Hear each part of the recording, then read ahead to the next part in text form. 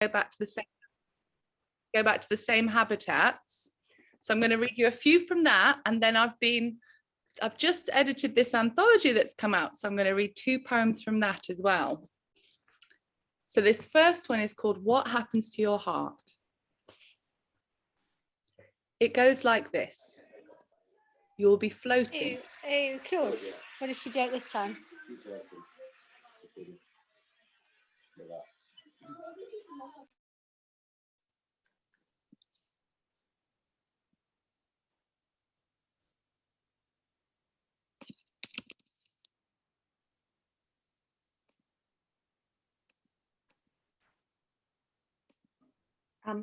Anna, I think maybe you need to unmute. Oh yes, there we go. There we go. You become water, mammalian. On land, the equivalent pressure kills. For the first few feet, your lungs are buoys. Afterwards, contracting air shrinks you. Go deeper. You swim into a gravityless space. Here is where the ocean stops pushing you away. Further, the pressure trebles, the master switch kicks, your heart ticks even slower. Below it plummets, 14 beats or lower. You should be unconscious. Your chest size halves, organ walls work as release valves. Now, turn back up. Everything switches, reinflates, races. You are land again, of and on. Your heart broke laws. And it's an incredible thing that happens when you free dive, because our bodies just adapt to the pressure. And you know, it's not like when you're diving with a tank and you get the bends. It just, this miraculous thing happens that shouldn't really happen. Song for two. Two birds discuss what it is to be birds, how heaviness would feel if it were possible, what light it is that blooms over them. Boomerang moons, their wings whisper to the dark. Now a nick, now a cut, now a curve. They carve through the night with white threads in their beaks. Moonset fugitives. Their lives are a complete act of faith. That someone will hear and someone will answer. A note will open a note. And that one's the swifts, who just fly on the wing for years and never come, you know, they just come down when they come to land and nest, but they eat, they make their nests on the wing, they mate on the wing. The still round pool by the Atlantic Ocean. No one goes in the still pool. Englishmen lie beside it, retired men with their stomachs easing to each side, cloud bathers. Part of me admires their determination. Gammon, my aunt calls them, sausages, these pinking, swelling men who fly to cheap islands, arranging their sunbeds like dried petals and shouting at screens, singing in the dark. The waves reach up to them, bolt and smack each other on their way back. The bathers move their beds again. High tide, low tide, neap tide. Nothing moves in the pool except the rain, which comes rarely. When it does, it begins as dropped spinning tops, O's and exclamation marks, a rug of shocked thoughts, poltergeist fish, coming back to the surface, opening every jar of water for their air.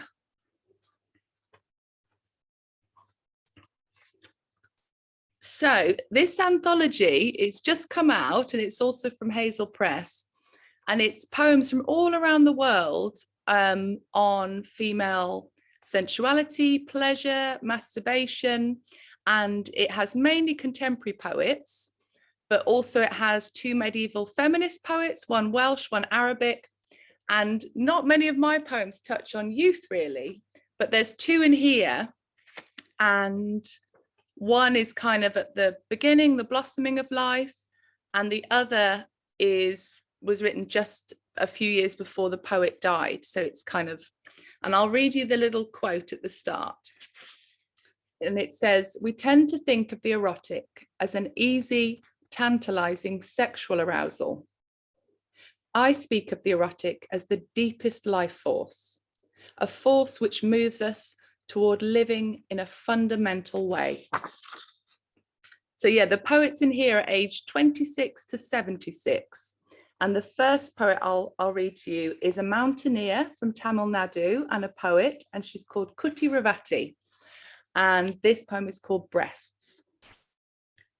Breasts are bubbles, rising in wet marshlands. I watched in awe and guarded their gradual swell and blooming at the edges of my youth's season, saying nothing to anyone else. They sing along with me alone, always, of love, rapture, heartbreak. To the nurseries of my turning seasons, they never once forgot or failed to bring arousal. During penance, they swell as if straining to break free. And in the fierce tug of lust, they soar, recalling the ecstasy of music from the crush of embrace. They distill the essence of love. And in the shock of childbirth, milk from coursing blood, like 2 teardrops from an unfulfilled love. They cannot ever be wiped away. They well up as if in grief and spill over.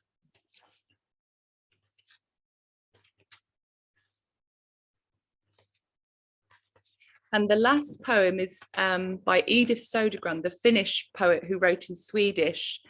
And she died when she was 31. She died very young from TB. But she was all about kind of self-definition and, you know, what the modern books would call self-love. And, you know, so this is called Instinct. My body is a mystery.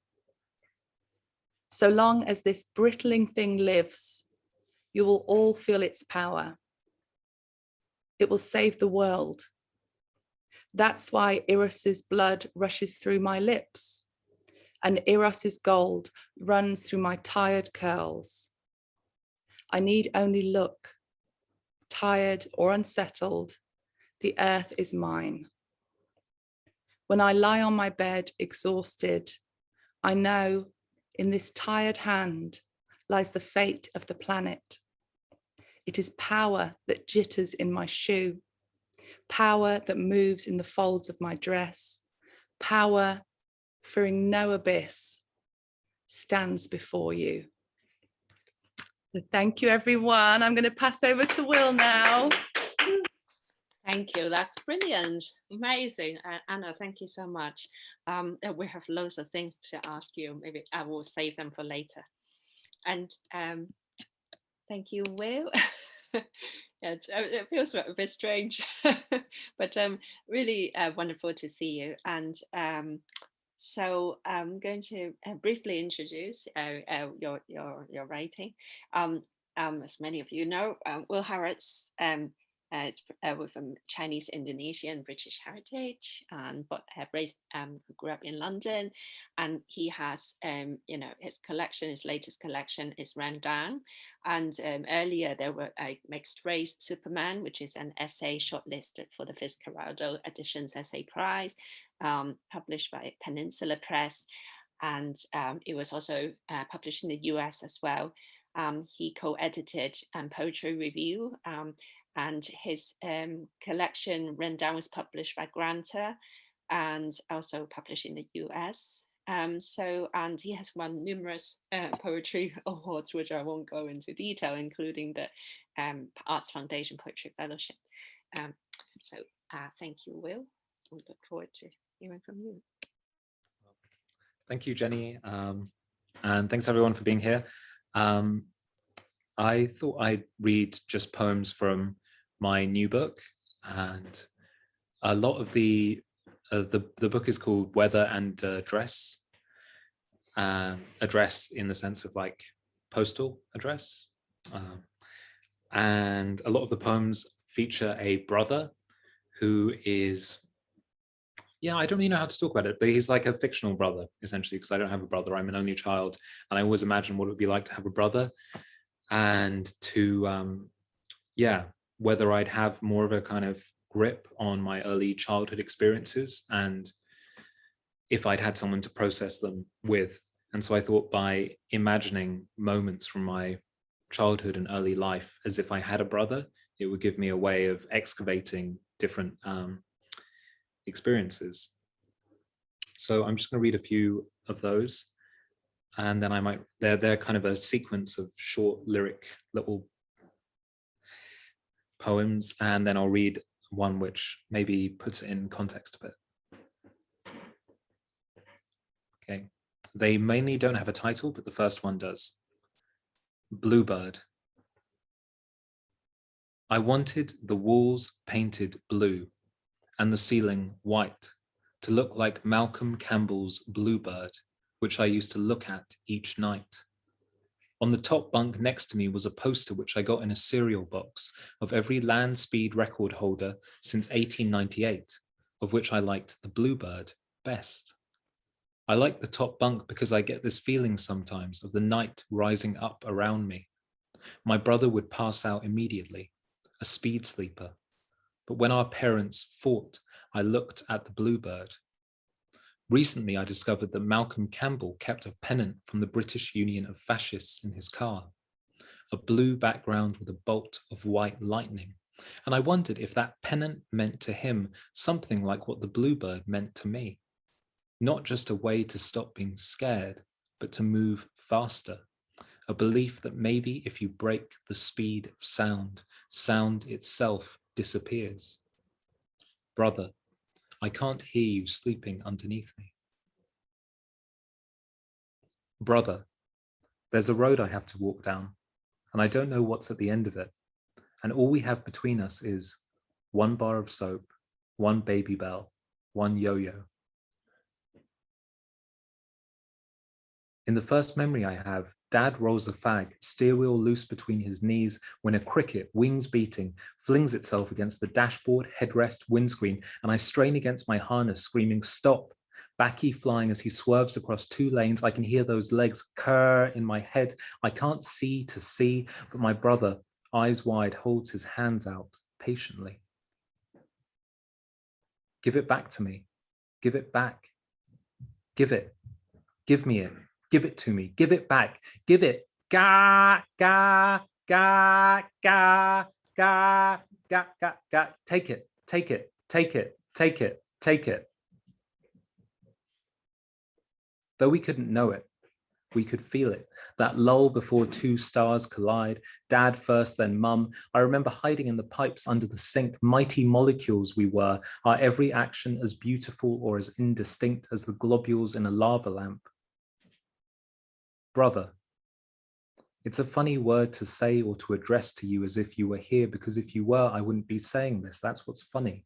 Brother, more a question than a name, with the implication being, do you have a brother? What does your brother do? Where is your brother? Brother, a frozen word, like being on the other side of a locked door, one of those walk-in freezers where they hang big slabs of meat. Brr, I'm outside standing by the airtight door, whispering through each steel hinge. What was that? You'll have to speak up. I can't hear a word you're saying. No, I can't hear anything. Brother, brother, brother. Before I knew your face or name, I saw the moons of spring, fatal moons, which for days on end became whatever was most unkind, till in a voice so, in a shapeless flame, an image in excelsis came, and clear enough to make the old world groan, there you were, open and sublime, a bundle of saliva waiting to be kissed. When you were an ill baby, I blew on your temple. On the wrong side of the glass that day, the doors slid shut and off we went. You never cried, but that day, your round faced white with fear mirrored mine. I ran back to find you sitting on the shoulders of a tall white man. You cried at the sight of me, as if you knew I meant to carry you away, which of course I did.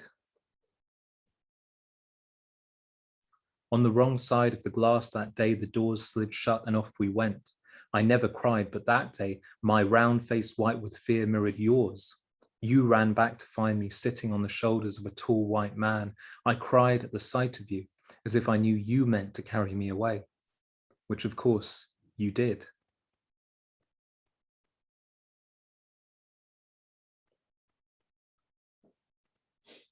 And the brother sequence kind of just continues. And I don't, instead of kind of, just to like briefly exit that, I'm just going to read what is probably going to be the final poem of the book, which kind of sets it a little bit in context. And then I'll pass over to Richard. Take the origin of banal, a banal mill, where tenants carried their corn to be ground for the benefit of the Lord. But imagine it without the Lord. All of us taking our corn to the mill saying, I'm sad, I'm lonely, I can't take it. And then grinding the corn, baking it, sharing it. I eat if you eat. Maybe it's the knowledge of what's shared or could be that stops me on the point of exposure, of breaking down, because I can't let go of feelings, of the belief in a singular self without which I disappear, or hear you speaking with my mouth, my pain in yours. Why do you write? I saw you standing on the corner with a bag of food. When the lights changed, it was summer, and we were by the river, talking. I was trying to explain why writing is pointless, but you were there. The point of writing is to address you. It's so embarrassing to talk like this. At the checkout, I'd forgotten what I had to buy. Another memory appeared like washing up liquid replaced by fizzy drinks, a feeling that didn't begin with me. And I pictured you thinking something like that as you waited on the corner with a bag of food, also having forgotten some obvious thing. Its place taken by the image of a river green with scum, fish floating to the surface in a sudden trance. You couldn't work out where it was or who was talking. But the fact it happened made us both feel calm. So we decided, standing there, to regard all our feelings as mutual, the only action as collective, and speech a way of taking it to you. Thank you. And I'm just going to pass on to Richard. It's lovely. Thank you. What a treat to hear from you, like the new poems as well. Thank you. Hi. Hi. Hi. How are you, Richard? Thank you so much for coming and joining to and reading for us all here. And so Richard, as many of us know, his publications include Faber Soho, published by Faber and Faber, and his recent works also include Woman Peeling Turnips, A Portrait of My Father, which is an 18-part poem written in response to his residency at Southwark Park Galleries and broadcast on Resonance FM, while extracts from that book into Shining Crystals published, that book into Shining Crystals published in the summer issue of Poetry Review. Richard's poetry has been translated into German and French, and he teaches poetry at the Faber Academy. So let's welcome Richard to read to us. Thank you. Hi, thanks so much, Jenny. Thanks so much for having me. I'm so happy to be here. Yeah, It's really lovely to see you all on this Monday evening. Thanks for coming. Yeah, so I'm just going to read new poems from the sequence that broke into Shining Crystals that I've been working on maybe over the last year. Yeah, I mean, in some ways they are quite youthful in a way, because they talk back to Rimbaud's poetry, and in a way you can't get anything more youthful than Rimbaud's poetry, right? Because he completed Illumination by the time that he was 21, you know, so he's kind of like this amazing wunderkind. But yeah, so these poems, they speak back to Rimbaud's Illuminations, but they do it kind of through the prism of crystals. So each poem takes an idea or a phrase or a snatch of narrative or something from one of Rimbaud's Illuminations, and then it kind of fractures that through a crystal. And I guess the idea for that was because, well, I mean, yeah. Oh, I get quite nervous when I talk about these new poems because I haven't really read them or introduced them very much. So, but you're being a very lovely and supportive and kind audience. So thank you. I guess the idea to think about crystals kind of came from the fact that in Illuminations, the landscape is very kind of crystalline, like Ashbury called the whole sequence a kind of crystalline jumble, and the poems are very full of light and precious metals and semi-precious stones and even crystals and glass. So I felt like there was that kind of synergy there, or that kind of that comparison sort of could bear some weight. So yeah, so each poem also talks about a crystal, and yeah, maybe I should just read them instead of talking about them a lot. So I'll just read 5 of these. The first one's Red Jasper, and Red Jasper is a very beautiful stone that kind of looks like dried blood sometimes. It's kind of very deep red with kind of darker sort of striations. Red Jasper. 38, and I am learning a lot about rocks. This stone nurtures, this stone guides, this stone clears, this stone detoxifies. Red jasper, routinely water-worn, etched, red shock when split, carries past words, images within its brecciated fissures. Blooded elixir is boy-like. All my life, I have been meeting others who suffered the same pressure, subatomic, neurological, of a love which is not love at all, but instead is this attrition, red sand. You shouldn't even think about all that anymore, says so many people and websites, so I get busy writing poems, conduits, shamanic journeys into the sub-mantle realm. It turns out that I am raw, powerful. I feel my purpose crystallize within me. Scabs, little platelets of raw jasper are crusping up, forming over my entire body. Something important is happening to me. And the next one's called Obsidian, and Obsidian is a really beautiful, like incredibly dark stone, like so sort of black it almost kind of seems like it sucks the light in and then kind of refracts it. And I should say the poems are also kind of in some way kind of reference or talk about trauma, because some of my thinking around Rimbaud's poems were that, you know, maybe his illuminations, they kind of fracture and they kind of refuse to kind of rest or resolve. And they're like these strange sort of fractured and disjointed fairy tales. And that might have been in response to trauma that he kind of suffered, you know, not least the trauma of being a queer person in the 19th century. Obsidian. I am the seer, obsidian-eyed, envisaging men etched and crystalline, holding hands to the horizon. I am the savant, nose deep in polished texts, provides a grounding cord, blocks psychic attack.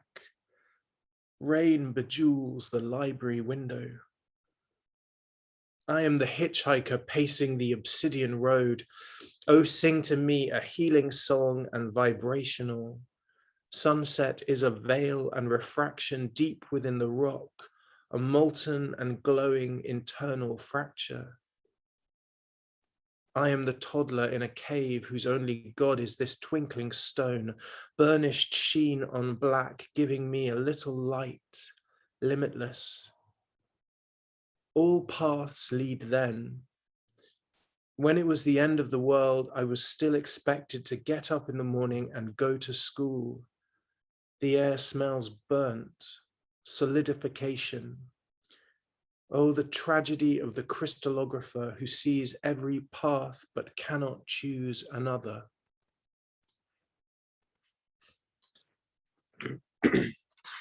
I'll just take a drink of water. So this next poem is called The Rhodochrosite, and Rhodochrosite, if you haven't heard of it, is an incredibly beautiful pink stone, and it kind of has like other kind of fragments in there too. It almost looks like it contains like small fossils, but it's very pink and luminous stone. Rhodochrosite. In the woods, there is a crystalline bird whose cry is like a baby's. And there is a sundial, shadow stuck at some point in the PM. And there is a ground nest sheltering little pink, translucent and lightly furred animals. All their mouths are open and you can see right down their scarlet throats. And there is a church swallowed up by the pinkish sand where they have to lower you down by rope to pray. And there is a lake whose surface is tumbled, then polished, then tumbled. Pink stones shuffle and wet below the surface. And a teacher's car, red warning to pink faded, swallowed up by a thicket. The windows that held your silence now hold a pink sky, soar Empyrean. And there is a cherry tree weeping little skin pink flowers.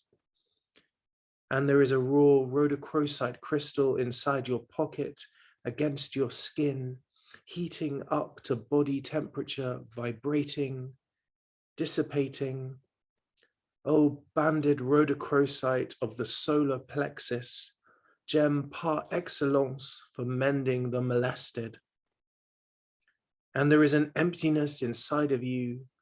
The dream of childhood always ends with ennui that bleeds into this translation.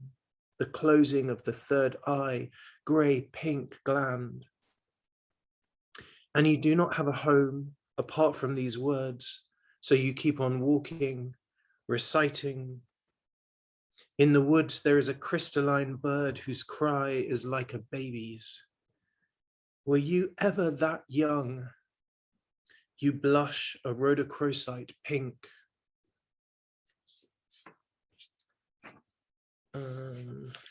Just two more. And this one's called Emerald, and I guess you might know what an emerald looks like. It's a very beautiful green stone. And this is maybe the most youthful poem, I guess. Yeah, it tries to be youthful or hopeful in some way. Emerald. On the hillside, little boys are twirling and looping and catching the light and falling down into the grass, which is the color of raw emeralds, shifting and bright. The field is a body, wild grass rippling over breasts and muscles, the jut of a hip bone. Some of the grass is trampled down into mud like a battlefield, screams catch the air. Some of the grass is spread over little hillocks like shallow graves.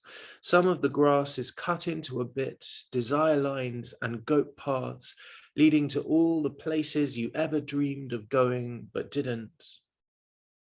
Emerald grass at your feet, and an emerald seam in the sky, constellated by flickers, green pictures.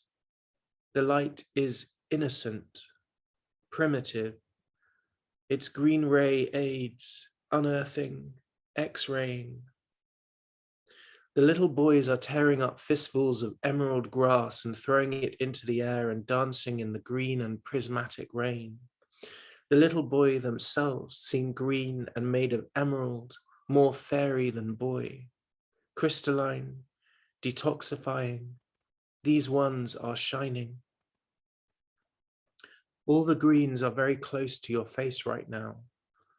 The landscape holds you like a basket. Overcome. There is no abyss, just this immense patience. Recovery is possible. And I'll just end with this final one called Quartz. And quartz, you may already know, it's a very beautiful kind of translucent, clear stone. It's maybe a little bit milky and sort of grey at times too, but it's very beautiful and seems to contain actual light. And this poem speaks back to Rimbaud's poem, Dawn, about the dawn. Thank you so much for having me. Thank you for listening. Quartz. I kissed time, the unspeakable hour, quivering and fractured pale. Everything was broken and dark, the tumbled down palaces, the shattered water, the bodies of soldiers heaped in the clearings. But I was walking, and the semi-precious stones opened their eyes and looked on. I heard the language of minerals, a kind of glinting tinnitus, spelling out elements, properties, helical Gaia, Kirlian camera, aura. White light flared and spread up the silver birches, living wands, and his body, shining cluster, spirit cleanser, was cast in quartz. One by one, I lifted his veils in a dance, and I was dancing. I chased him into the city where he painted the steeples and domes and pub signs into bright shards. I was running, an amethyst head drunk on light. I caught him. I swallowed him, pure elixir, natural computer, down. I woke up. I mean, really woke up. And it was my day, pure crystalline attention, my bones biomagnetic, reclothed. Thank you. Thank you. Brilliant. Thank you so much, Richard. It's amazing and wonderful to hear your new poems. Really. Cheers. So yeah, we'll start thinking about all these questions that we have in our minds. And hi, I believe the next reader is probably Rory. He would like to be on screen. Yeah, enjoy you and I. Yeah. There's 5 of us in the room. Thank you very much, Hannah. And so I think so. Just a brief intro. So Hannah is a poet, memoirist, and critic, and she was named a Poetry Book Society Next Generation Poet and has won a Cholmondeley Award from the Society of Authors. Her earlier books, Chick and Chan, explore heritage and multiculturalism, whereas her new full poetry collection, It's the Kids, which is the PBS Choice for Autumn this year. She's also a senior lecturer in creative writing at Brunel University. Looking forward to hear from you. Oh, thanks so much, Jenny.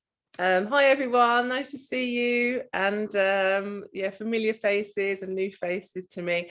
So the book, The Kids, the first sequence is mainly about my experience as a teacher in a sixth form, but I'm going to start by reading some poems from the second sequence, which is about teachers that I had and different experiences of learning. So I'll begin with a very early experience. One of my first teachers at primary school, Mr. Presley. Oh, I should say that I had that weird experience. I don't know if anyone else has had that, where your mum or dad was a teacher at your school, which is probably fine if you weren't really badly behaved, as I was.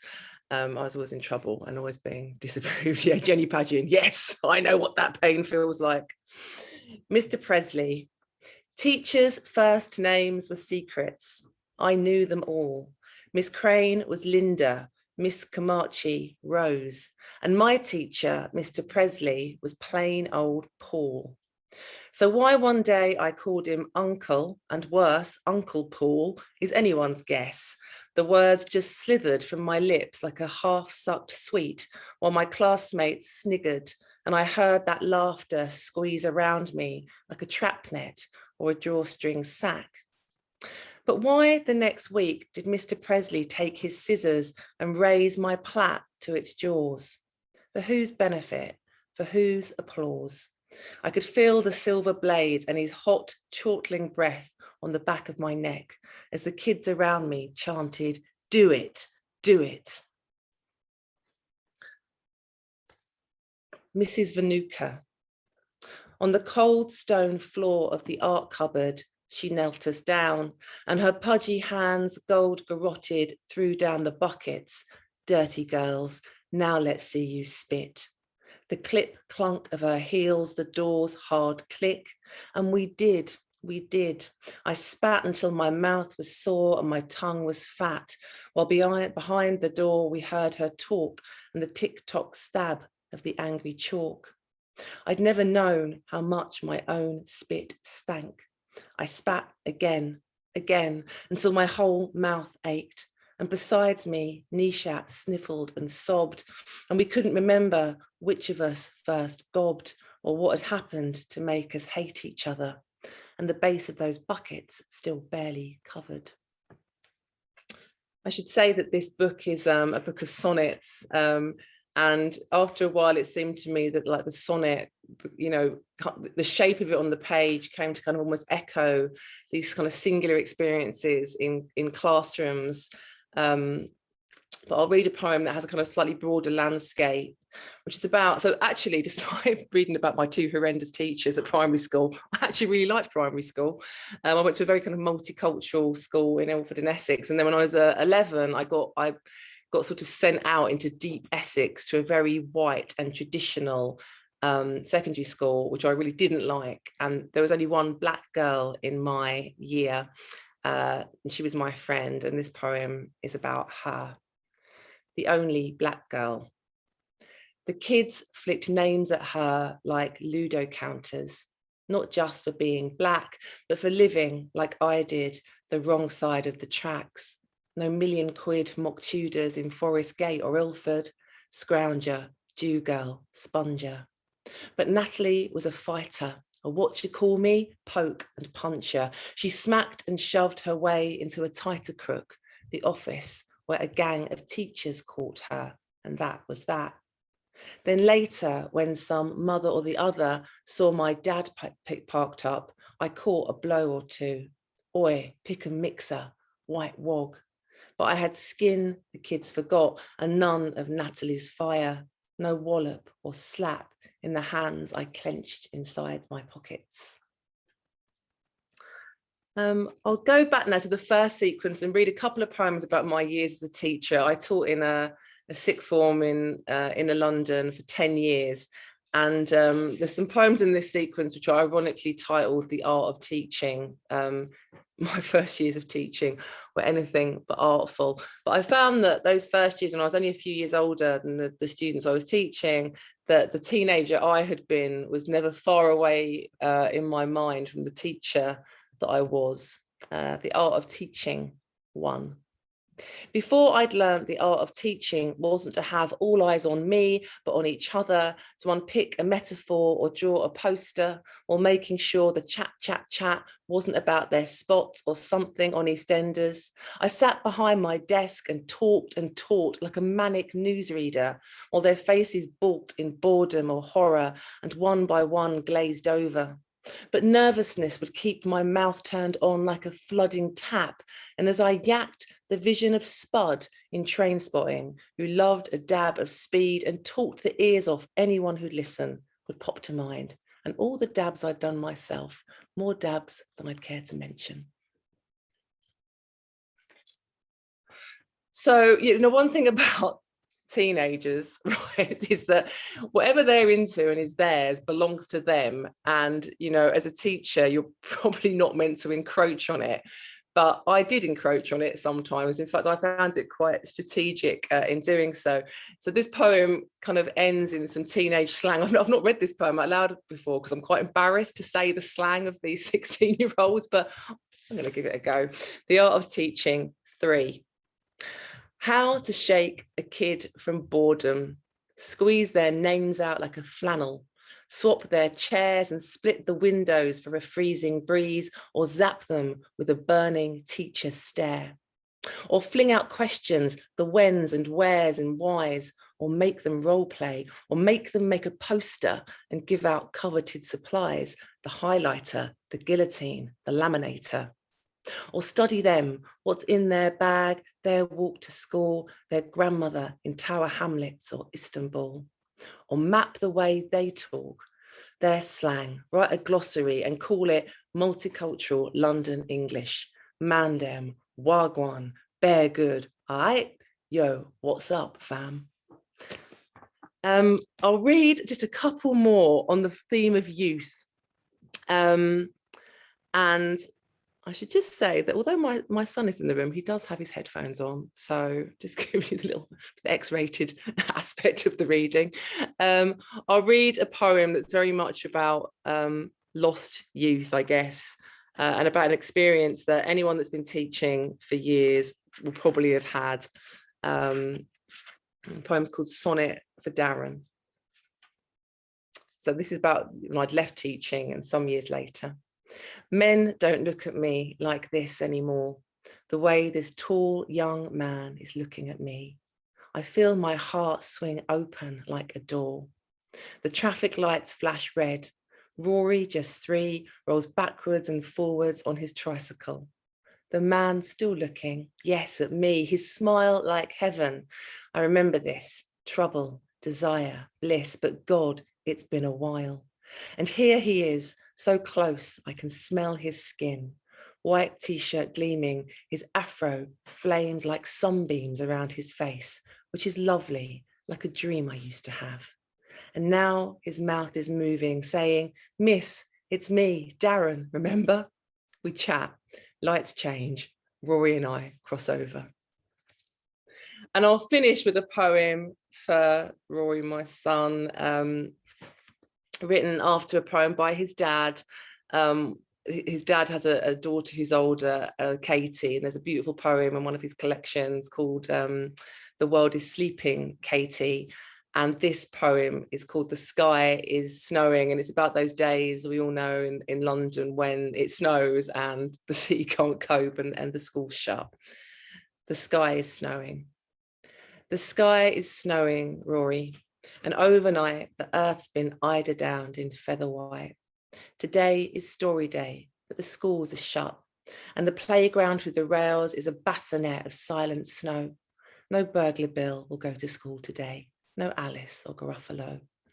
On the news, a garter snake of cars has slept the night below the frozen stars. The sky is snowing, love, in pale marshmallows and flecks of mint. You're at the kitchen window in your burglar stripes and mask and bag of swag, my little crooked scallywag. Let's lift the window open, just a slip, and catch this snowstorm on your fingertip. Thank you for listening, everyone. And it's so nice to be with my, Rory wasn't. Amazing. It's lovely to be with my workshop friends in the room. I think we're gonna we've got a little discussion now. Should we all come on screen? Is that going to work? That would be great. That would be great. Yeah. Yeah, Okay. should we all unmute and give a big clap to all of our readers first, maybe, if you can. Well, thank you so much. It's just wonderful. It's really lovely to hear you all, and so breathtaking. one excellent conversation. That's clever. That's it. Divine space, and yet. You want to go up with okay. Amazing. So, like, by all means, if you have a question, maybe if you, I don't know, maybe the best way is to virtually raise your hand, so I can, make sure we don't all raise our questions together. But maybe to start with, like, so people can kind of start thinking about the things they want to ask. I wonder if anyone wants to kind of tell us a bit more also about poetry and activism. I think, like, in some of your work, to a certain extent, there's this sense of the kind of young spirit and wanting to change the world, or kind of like thinking about change. How do you even go about that, like writing about such big themes, or capturing what the kind of reflection about society or the world around us or the environment around us?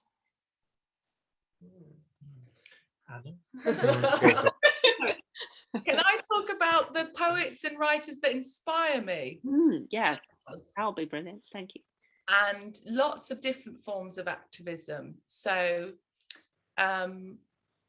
first of all, there's an amazing group in Afghanistan of Pashtun women, and they write a female form of poetry called landays, and they're 2 sentences long, and it translates as short, sharp snake. And they write about war, and they write about sensuality, and they write the poems and share them anonymously. They write them so they're memorable, and it's a form of resistance. And sometimes they meet in secret, and sometimes they phone in once a week to a radio show and recite their poems. And even by doing that, they're put at risk. And one young female poet was overheard and was murdered for her poetry. And so I think I live a very sheltered lifestyle, and I think sometimes one of the most activist things you can do is write what's in your heart and write what you want to write. And I know of lots of poets around the world who've kind of been forced. So there's a group of poets who were forced to be refugees from Afghanistan in northern Pakistan, and they were forced to write propaganda for the Taliban. But what they wanted to write about was the mountains. And then there's a poet in North Korea called Jan Jin Sung who had to write for the government, but was secretly writing poems against the government, and in the end fled to protect his family and was shot at as he crossed the river. So I think, and in terms of environmentalism, there's an amazing poet called Kathy Jetnil Kidgener in the Marshall Islands, who since she was a teenager, she's been writing against, kind of the nuclear testing that's happening there, rising sea levels. She went to the UN a few years ago and opened the UN. And there's just there's people who, whether it's resilience, activism, the environment, feminism, the way they want to live all over the world, are literally risking their lives to do what their calling is. Well, thank you, Anna. That's like really just very powerful, knowing that poetry can have that impact, and that, and also how it is in a way a privilege for some people to be able to write, or courage as well to try to write what they feel and the honest feelings. And yeah. Do you want? I can also speak on that a little bit. I feel like that what Anna was saying kind of raises something important about poetry, which is the way poetry functions in relation to politics and in relation to a particular geopolitical situation, and that people often say things like poetry itself, writing itself, is a political act. And I kind of really strongly disagree with that. I think that's quite like, that's a really like kind of narcissistic and quite like kind of capital L, like liberal, neoliberal view. I think it's only a political, I mean, it's political act if, you know, within those like contexts, maybe it's political act to write about mountains. But for most people, it isn't a political act just to write. So it's the kind of interaction between those things. And I think one of the books that's had the most influence on me in recent years is Mark Novak's Social Poetics. So Mark Novak is this amazing figure in the US who's brought poetry into lots of different settings and contexts. So working mainly with unions, and he set up this thing called the Worker Writers School. So this idea of like basically trying to get like workers writing and using poetry as a tool to write about the experience of kind of domestic labor and like the service industry. And he's got them, that's one of the few cases where I can think of poetry as activism actually working. There's one case, he talks in his book about working with cab drivers in New York City against this bill, which was basically going to give Uber driver, like Uber, not even Uber, you know, Uber drivers, not Uber drivers, Uber, like free rein to exploit the pool of cab drivers. And they managed to get it stopped. And one of the big rallying calls was this poem that someone had written during a workshop, a cab driver. And that's like one of the few times I can think of like poetry making something happen. But it's all because this person made an effort to take poetry out of its like normal contexts and to empower different groups to write poetry. And I think, so when I think of it, I think activism and poetry are separate activities, basically, and that I think you should never like confuse one for the other, but sometimes activism can make use of poetry. And that's kind of how I see it. That's very interesting. Thank you. Yeah. Jinhao, yeah, exactly. Needs to be off the page to make an impact. Yeah, I agree, Jinhao. It's like there's no equal, you know, if it's a formula, it's not an equal sign, politics and poetry, isn't it? Yeah. Yeah, that's wonderful to know about that. And I've put the link of the book that you mentioned. Very fascinating. I'm gonna read it.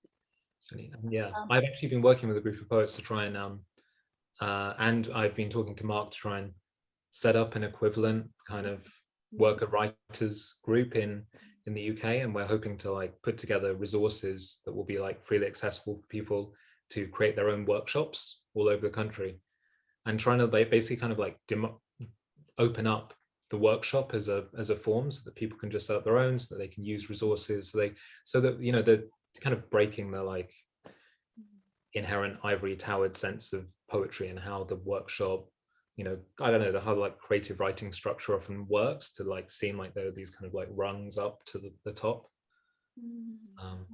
Yeah, if anyone's interested, I can hopefully do that. I have to sign up now. Whoever wants to sign up to Will directly. Yeah, when it happens, I'll let you all know. And I've got also one more question here, actually, from the audience, I think. Wendy, would you like to tell us the question, or shall I read it to you? Hi, Wendy. So, can you hear me? Right. As we were doing narrative poetry this week with Jenny, I just wanted to know how much you thought of the narrative as you wrote your poem. Is it something that you set out to do, or is it something that you it just happens as you write your poems? Why is everyone looking at me? Well, I suppose my poems are more firmly in the arena of the narrative than they are in the lyric. And I guess I think in terms of narrative, you know, I think we all do. I think we all think in terms of stories. And the poets that I love, some of the poets that I first loved are the kind of American certain generation of poets like Philip Levine, Edward Hirsch, whose poems are often quite kind of long, sprawling narratives. And those are the first sorts of poems that I try to emulate. And I guess I had a lot of stories to tell, but I also had a lot of stories to make up as well. And I think, you know, there's a crucial thing there about poems not just being the anecdote, but wanting them to do something different. So the stories that I tell in my poems, including in this book, The Kids, are definitely stories, as in not necessarily true, but I guess the sonnet form forces you a little bit away from the pure narrative, because you've got to find the moment of the turn, the volta, and that makes it kind of breaks the kind of narrative thinking, I guess, in a way. But my poems often begin with little germs of a story that I want to tell. I don't know about the others, how you come. I'm trying to think who's the most narrative of us. It is probably, I don't know, me and then Will, I would say. You're a storyteller. I'm interested to know what Richard No, was gonna say there. okay, I'm sitting here Because the quietly. crystals are kind of interesting. Stories. in Yeah, relation to that. yeah, it's really interesting actually. I think because all the poems I've been writing recently have been prose poems, and I guess that I have been really amazed at like using the kind of form of the prose poem and how much more space there is for other things that previously I might have discounted. And kind of I'd been very cautious of like narrative in poetry. I'd seen it sort of in some ways oppositional to kind of the lyric space or a kind of lyric focus that shorter lyric poems might have. But suddenly coming into this kind of a prose poem kind of arena, there is so much more room to try things out, and I've been really inspired by Rambo kind of using these kind of like slightly fractured narratives that maybe don't go anywhere, that don't quite resolve. So I have found myself experimenting with narrative moments, and I think that's related to the prose poem because there's a lot of space to try out new things. It's kind of an amazing form. So yeah. Does that make sense? Yeah, and I think the idea of space in the poem is really interesting, isn't it? Because the narrative, you know, because the poetry, the form is basically shorter than most short stories and obviously novels. So the white space around the poem, I think that's often a place where a lot of the story is taking place, like where the reader might be inferring things. You know, you've given perhaps the bare bones or the fragment of the story as opposed to the whole story.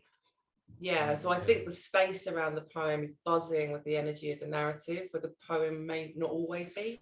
Totally. That's so interesting, because it's like I was thinking like how there may be arguably less white space in a prose poem, so it's actually like you have space to kind of like fill things up a little bit and have create your own sort of white space, but through language and stuff. So I agree.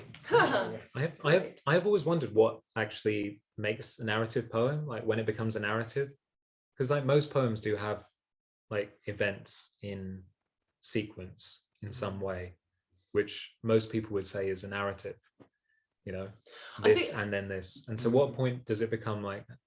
Well, there are some to me that so clearly, they're like the road movie poem, for example. Like Philip Levine has a poem called 28 on the subject of youth. It's all about his 28th year traveling across America, being mentored by one, you know, person here, one person there, meeting a homeless person, falling in love. I mean, so much happens in that poem. It's such a story that to me is like, that's clearly narrative. But I agree with you, like most poems have a little bit of a story in them, don't they? Even if it's a story like I looked out the window and there was a bird.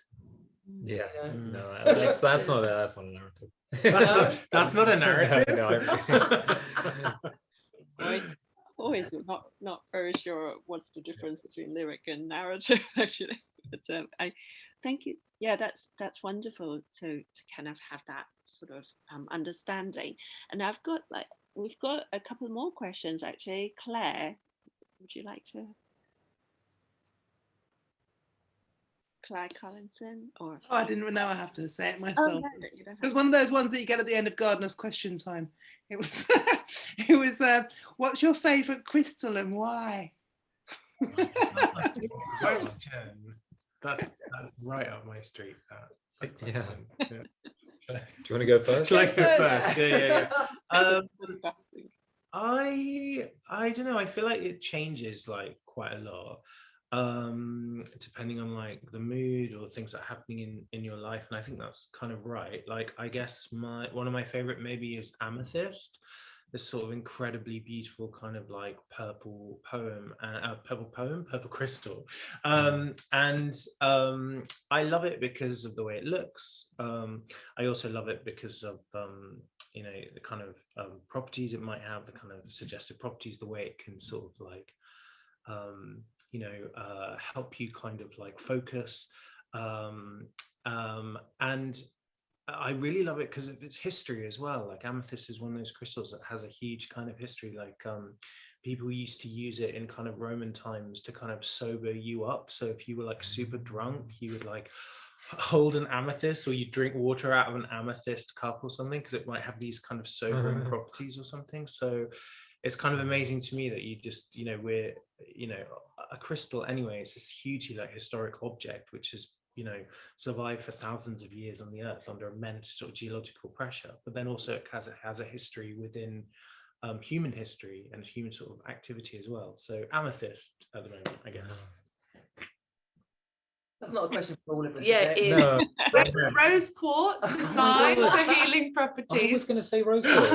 I also love amethyst, or the potency of obsidian, but it's so potent. I actually did collect stones when I was a kid because I thought they were magical, and I did have a rose quartz was my favorite. Yeah. But I was going to say the other one I was going to say was just jade, obviously, because Yes. from my like grandma gave me like a jade little thing, and you know, it's classic, and jade is pretty magical. But it's, you know, it's this standard. It's very standard. Hannah? I like what they like. Come on, Hannah, you must have. Citrine. Is turquoise a crystal? Yeah. Lapis lazuli. Yeah. Okay, I like turquoise, but I Yeah. mean, I think it's partly aesthetic, partly historical. You know, I've always been pretty bohemian, so the turquoise, the silver and turquoise look of Camden Market, Yeah. back to my youth. Yeah. Mum, Oh yes. turquoise is a We haven't asked Rory. So. another word for it. It's cyana crystal. No, that's another word for the colour, Darnham, I think. Little question from the youth in the That's corner. great. That was a really good question. What's your favorite crystal? What's your favorite crystal? Rory is actually an expert in crystallology. Like, sometimes he'll, like, one time he showed me how to mine lapis lazuli in Minecraft. He's nodding.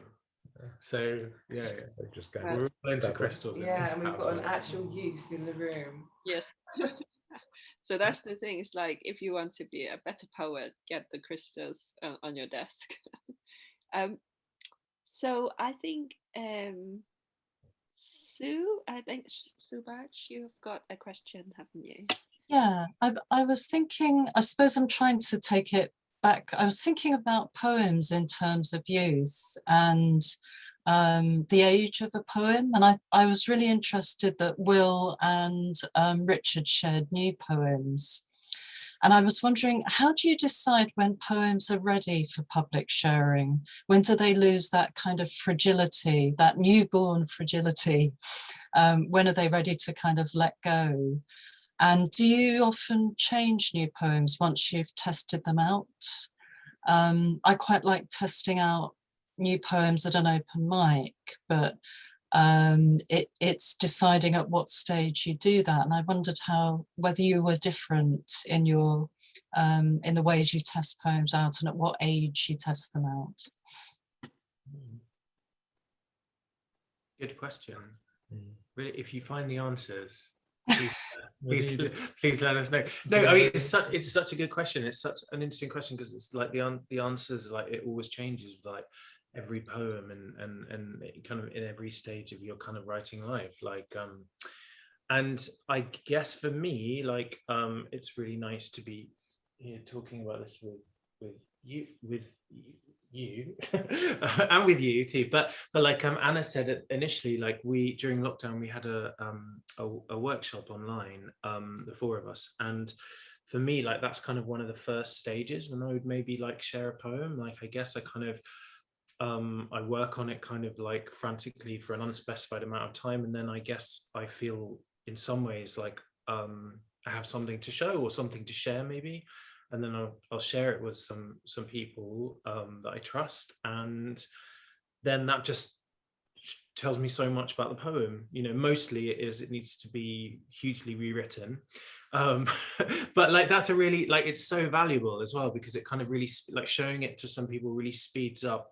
It's the equivalent of maybe putting it in a drawer for 6 months and then kind of taking it out. So showing it to people and getting a different perspective on your work, I find like completely and utterly transformative, really.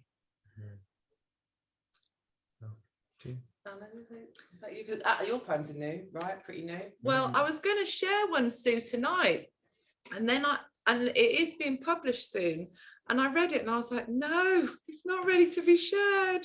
It's not how I remembered, and I was editing it. And I think for me with poems, the clay's always wet. It's not like watercolor. I can just keep, if I think I can make it sing more, I'll keep tuning it until I die.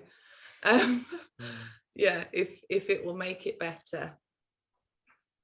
I like the singing on the clay like this. It's great. Yeah. I think the open mic thing is really interesting, because if you're writing more, I don't know if you are writing more for performance or for the page, or what even that distinction even means these days, but I've always thought that with like open mics, they're a really great way of testing out material. Whereas sometimes, like, if you're like a page poet, you might be testing it out in a magazine, you know, and that might not be the best place to be testing it out, which is why workshops are so good. But, you know, I have poems that I wrote 10, 12 years ago that are still sat on my laptop and may never ever be ready. And then very rarely you get that poem that falls in your lap and you know it's done. But that is like so rare for me. I think poems are just so labor intensive. And I know that I even have a poem about this in the book, about only realizing that the poem doesn't work when I'm reading it to an audience on stage. Like, it's been through the workshop, it's been in the drawer, it's been forgotten about, it's been revived, it's had mouth to mouth, and it still doesn't work, but it's in a book now. So, like, you know, I think lots of poems are never finished, and you might want to go back and revise them later. But there's also something about letting go. You have to just say it's done, because you need to move on. I say that to poets a lot who are writing their first collections, because that does seem to be the longest stage from initially start writing to publication of a first collection. You know, for a lot of poets that can be 6, 8, 10 years, and it gets to a stage with some of those poems that were written a long time ago, where I say to you, need to let this go now, because you're moving on, you need to move on to the next thing. So yeah, so it's a mixed bag, isn't it, when it comes to that idea of readiness? Yeah, that's really helpful.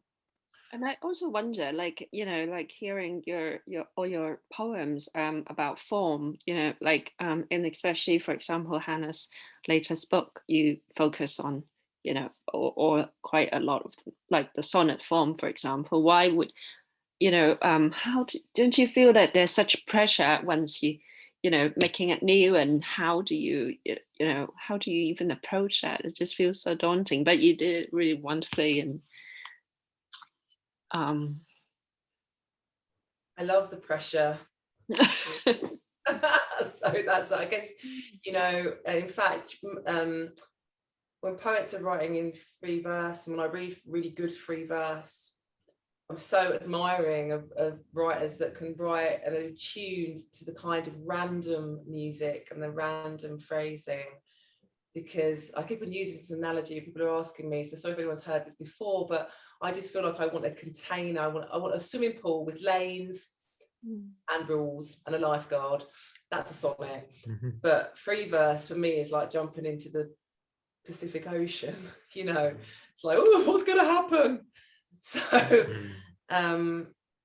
yeah, the pressure is the thing that I like, because it pushes me to different places. But did you feel that in your early books when you used more free forms? Do you know, I think that I think in Chick, when the sonnets I liked the constraint of the sonnet, of terza rima, rhyme scheme. I just love form. I just love it. But you know, it's not that the other writers here aren't writing with some kind of constraint. I think we all like a bit of constraint, like Richard's writing the prose poem. In my mind, that is do you find that a constraint? Yeah, totally, absolutely. Also, you constrained yourself to writing about crystals, yeah, right? So yeah, a magical kind of constraint. Yeah, I was thinking, I heard the amazing interview between Emily Berry and Salima Hill for the Poetry Society a while ago, and there's this line that really stayed with me where Salima Hill says, "Oh, I want to clarify. I don't want people to cut. I want people." Or she says, with her own work, she says, before she cuts, she loosens. So she spends the editing process like loosening the poem, and I really loved that idea, and it kind of, in some ways, it really sort of like vibed with the way that I think about prose poem. Like, you have this opportunity to really loosen things and really play around with your idea and be somehow aware of the questions that your material and your language and your lexicon and diction might be in some way throwing up, and you have the space to recognize these questions, to somehow address these questions, maybe directly or tangentially or even not at all, before you then go in and tighten up again. So that sense of loosening has been really important to me recently whilst thinking about form, the loosening that takes place before the tightening. Fascinating.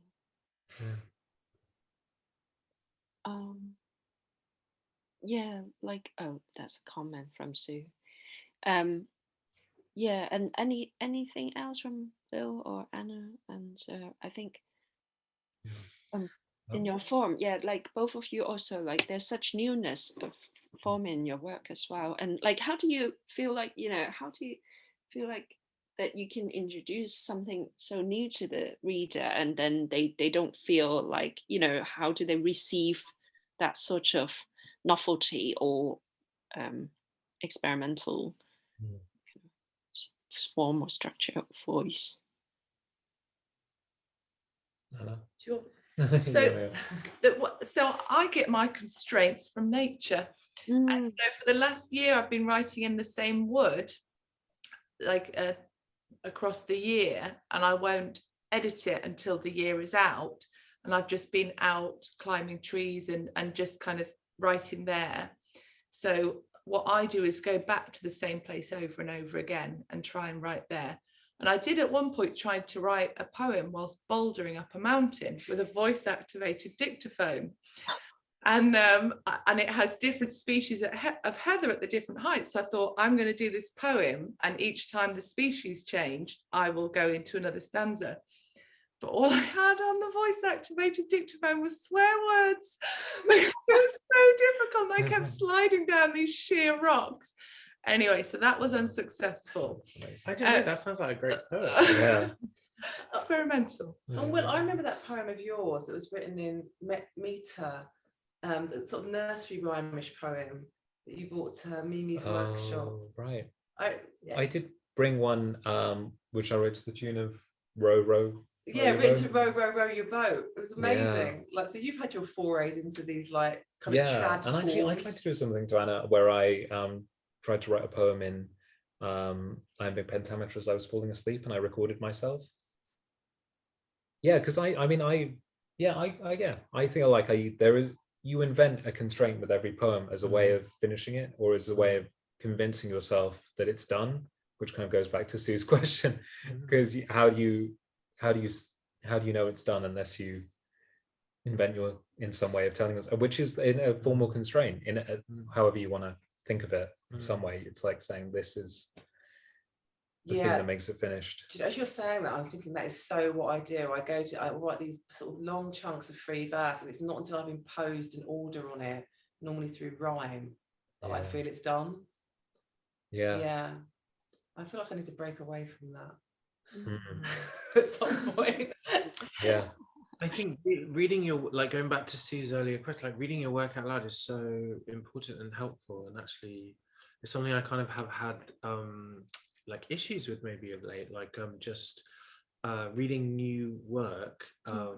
It teaches you like because you somehow have this, you're so involved with it, but you also have this miraculous distance where you can also almost like hear it outside of your body, and you're thinking like, oh, hold on, that doesn't quite work, like the cadence doesn't quite work there, like that bit's a little bit off, so you can hear stuff like that. But it also teaches you about your relationship to the poem as well, and I guess I feel very kind of nervous about this new work, because in some ways it feels very like personal.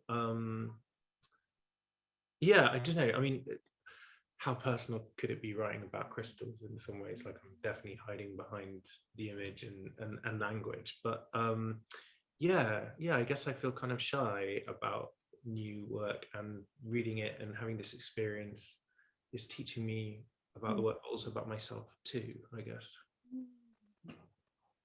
That's brilliant. Really, yeah, fascinating kind of way, like, and how imaginative all your processes are, like very kind of good exercise of our imagination. Jinhao has another question. Would you like? Okay. Hi. Thank you for all your readings. I just, as you discussed it, like how Rachel was talking about like the comfort of writing poems. My question is like, what is the crutch that you find yourself using it over and over again when you start a poem and you feel like this is my comfort place, and how do you find that discomfort once you realize that's your crutch? Wow, that is a good question. You're That is feel like now. Crutch place. Yeah, well, my my new book. Oh yeah, thanks Jinhao, by the way. One of my favorite poets, Jinhao, right there. Thank you. My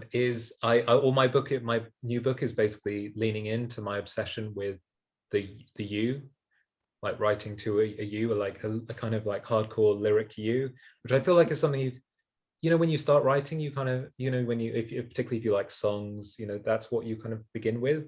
And I felt like with this, I really wanted to explore that like ambiguous form of address.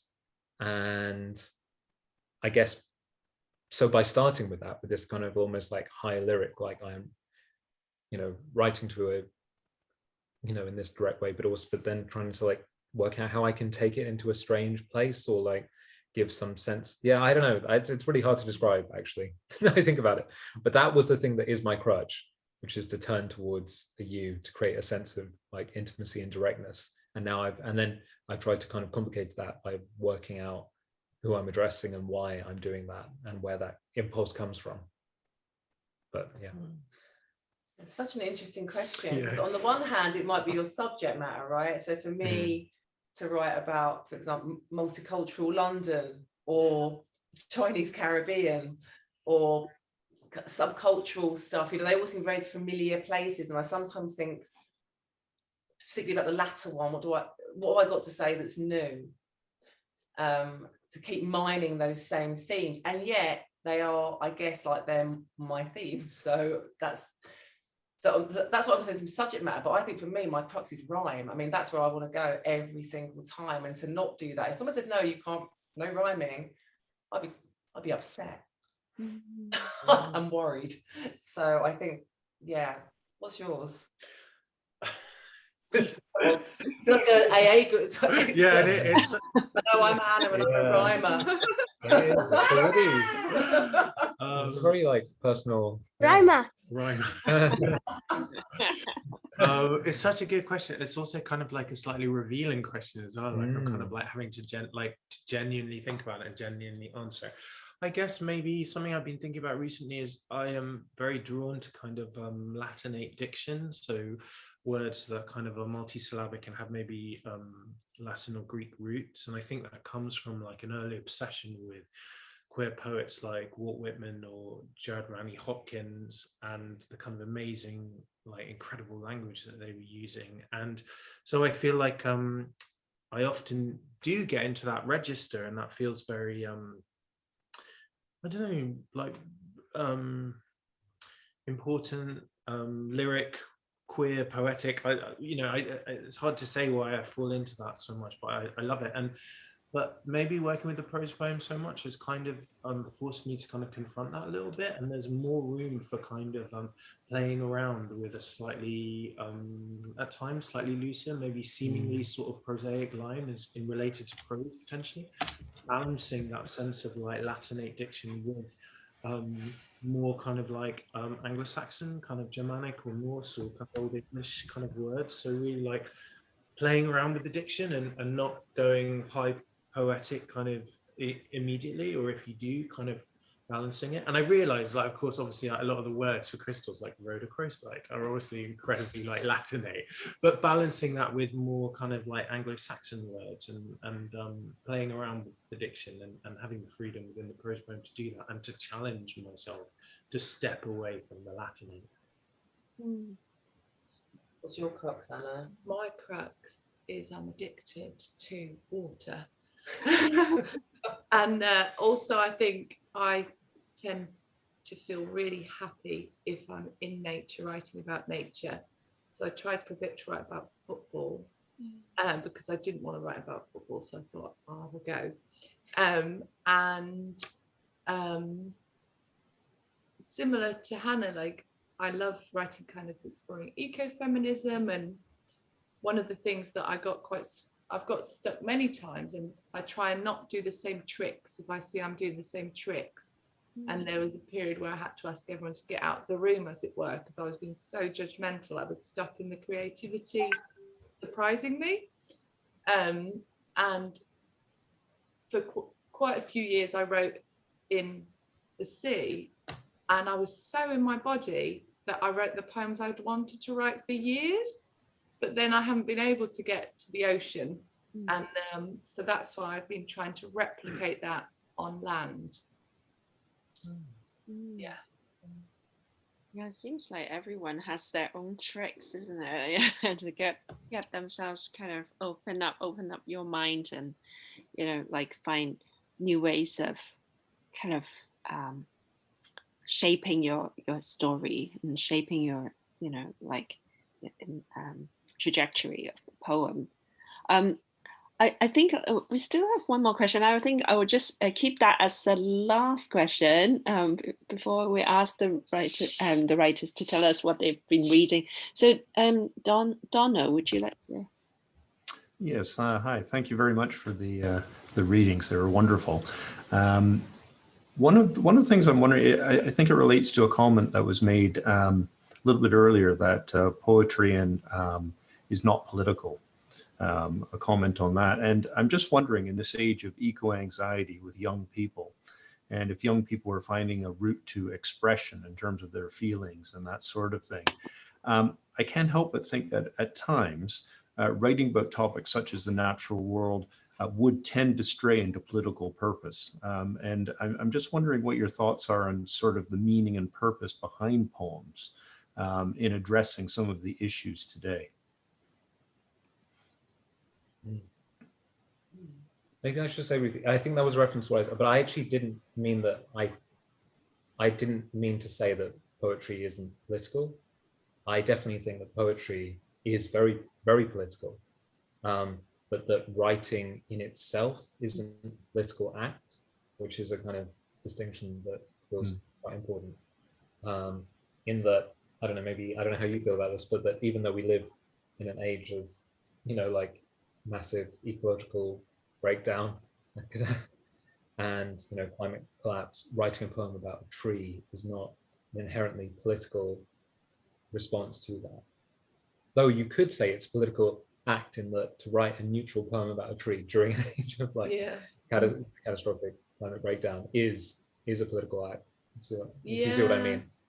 And in terms of eco-anxiety and things, Isabel Granimore did an amazing collection exploring the feelings of climate change and climate catastrophe. And I thought that was an interesting way of exploring it. And many places like the Niger Delta and many of the Pacific Islands, where they're living every day with the realities of climate change, it is that, and with mass extinction, that poems of witness, which draw us closer to something that may go extinct or a habitat that may be at risk, hopefully can increase our level of compassion or our willingness to act. And yeah, I suppose, I do think poetry is often can be political, but it's because of what I think a poem is and does. So if you think I think of poetry as being a completely unique experience for a reader. It's not like a piece of propaganda, it's not a political speech, it's not someone on a soapbox shouting, but through its combinations, the qualities of the poem, whether it's the lyric or the narrative, the sensory detail, choice of language, I think that taps into the psyche in a completely unique and idiosyncratic way, and that will be different for everyone that experiences that poem. So that what you may build into that poem is empathy and the unique experience of the poem, which might draw a reader into an empathetic response. And I'm sorry to give you an example from my own work, but like in the poem The Only Black Girl, I'm trying to make the reader understand all kinds of things about ostracism, racism, bullying, institutionalism, exclusion, through the poem. You know, it's not a story, it's not a piece of non-fiction, it's not in a leaflet, it's that what poetry can uniquely do that other forms of writing can't. And that's where I see poetry as being political. And so, you know, for myself, I don't shy away from having anti-racist left-wing politics I want to share. And yeah, I guess to some degree promote, you know. But I think activism, I totally agree with Will's definition of activism, and that poetry not inherently being having that particular quality. So the same with, you know, lots of the kind of really brilliant nature writings around at the moment, and writing about the climate catastrophe. I believe that has the unique ability to tap into an empathetic response. You know, I imagine that's one of the design effects from the writer speaking to the reader. And it can like change people's minds. That sort of empathy can change people's minds more than, you know, even, I don't know, sometimes I read about the news, but I don't necessarily kind of have, it doesn't necessarily have that sort of impact, isn't it? It doesn't necessarily kind of move you as much as a poem. Well, I'm not over it. I'm sure like we need the news as well, but you know, it's just like there is a special place in poetry to kind of create that sense of awareness or empathy, as you say. So would you like to share, any of you wanted to mention what you've been reading or what you love lately, and books that have been... Oh. I'm reading, almost finished, J. Griffith's Why Rebel, and I just finished the book of Trespass by Nick Hayes. I just got given this for my birthday yesterday while swimming walks in Dartmoor in North Devon. Lovely, beautiful, thank you. And you read a lot, yeah. Well, I've got mine's a bit of a cop-out because I'm doing this panel on Saturday for the Burley Fisher Festival in Haggerston in de Beauvoir, the church on de Beauvoir Square, if you know it. And you should all definitely come if you're in London then. And I'm doing a panel with 3 really great novelists, one of whom is TJ Jin, who is a poet as well. It's in Haggerston, in northeast London. And her novel is, oh my God, they're all kind of around. It's called Keeping the House, and it's about Haringey, and there's also Isabel Granimore's Sterling Carrot Gold, and another great, like in this case more of a kind of experimental novel, and the other one is Frankie Mirren's The Service, which is about sex work, and is an incredible, like, yeah, and that's an incredible work of actual kind of like activism and like brilliant kind of novelistic, right, you know, like novel writing as well, merged into one. So anyway, those 3 novels, sorry, that was really badly pitched, but if you want to hear them talk, then this Saturday afternoon, and loads of great events. There's a great poetry reading in the evening as well. Tickets are still available. Is it on your Twitter or something? I'll dig up the link later for that. Yeah, I'm not on social media unfortunately, so I have to. Oh yeah, that's right. With Richard? Yeah, I have this little pile of books here. So Stone Fruit by Rebecca Perry. It's really astonishing. I mean, in part, there's an attempt to kind of like expand the lyric space into this kind of essayistic kind of thinking. Poems become like these huge kind of meditations on things, amongst other things like grief and on climate and ecology. That's amazing. Records of an Incitement to Silence by Gregory Woods, which is his most latest collection, and contains lots of small little skinny sonnets, I think he describes them as, and it's really beautiful kind of writing about the kind of hinterland and the strange sort of spaces in cities that kind of may be like largely ignored by sort of busy or normative people, but actually like these become really important kind of queer spaces for kind of that kind of can mean eroticism and safety and exploration. So it's really beautiful.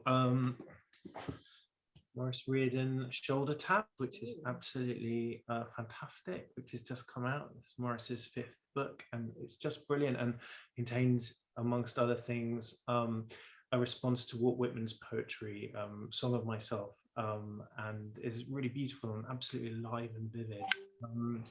And this book, which I really recommend, it's called Lyric Postmodernisms, and it's an anthology containing some incredible poets like May Bursenbrugger and Peter Gizzi, and it's a kind of a collecting together of kind of American poets who are trying to sort of expand the lyric space, basically, and it's absolutely it's a riveting read, so I recommend. Oh gosh, I haven't been reading much. I'm teaching again. I'm reading my students' work mainly, and I'm reading Mr. Majeka to Rory, which is a lovely set of children's books. But I did pick up Dorian Lowe's selected poems, which Richard actually bought me for my birthday just last week, and was reminded of like just the absolute brilliance of that kind of sprawling American narrative poem. She's such an amazing writer.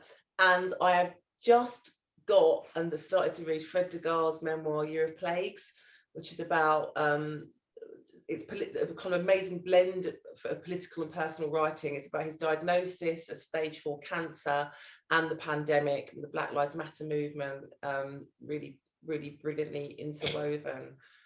But I don't have a big pile of books to show you. We've got your book to read first. And so, well, thank you very much. Thanks to all of you. And also maybe I'll collect the reading list from you and share it online later on.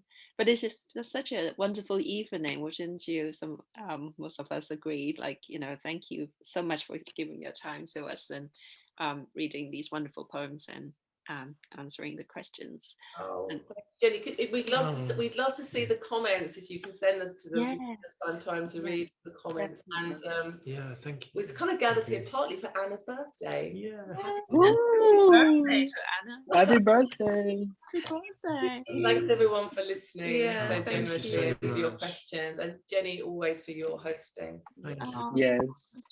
so lovely to have you all, and thank you again for the fabulous evening, and so look forward to seeing you all again, and I'll dig up the link about Will's event and share later. Good luck with Saturday as well. Oh, thank you so much. Bye. Thank you. Bye. Bye, everyone. Thank you so much. Bye. Rob, you want to come say bye? Oh yeah. Right. Don't. Ingress. Hey. Say bye. Oh, so shy suddenly. Goodbye. No, this way, darling. Oh, that's surprising. iPad now. Enjoy your birthday. Thank you so much. Bye. Thank you, everyone. Bye. Bye. Bye. Bye, guys. Oh, thank you, Jenny.